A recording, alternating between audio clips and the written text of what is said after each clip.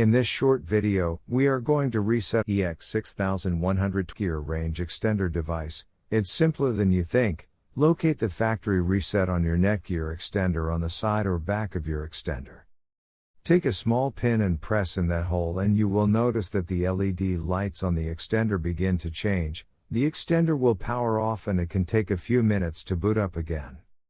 Now it's time to go to your computer or laptop screen, and what you will notice is that the extender has been disconnected, as after the factory reset you had to set up the Netgear extender again. Go to my Wi-Fi X.net if on Windows device or my Wi-Fi X.local if on Apple device. In case using an Android device, go to 92.168.1.250. A screen appears in front of you, and now click on the new extender setup that leads you to a new page, where you will need to create a new account in order to install your extender, and this page is called the Netgear Genie Smart Wizard. Now fill in all the necessary details such as a valid email address, password, and once you are done, click on the next button. Now you had two choices, as you can either set up your range extender device as a range extender or as an access point. We are going to click on the range extender, and then it will scan for the available networks and give you a list of all the. Before heading ahead into the video, in case you are facing any issue with your Netgear range extender device, get in touch with our Netgear experts. The networks available.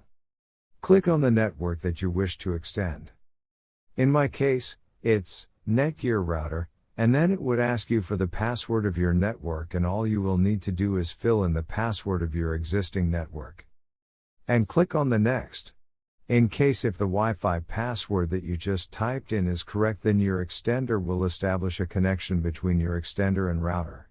It also allows you to use a different password or use the same password or none at all. If you choose none at all, then anyone will be able to connect with your Netgear extender. I am gonna choose a new password.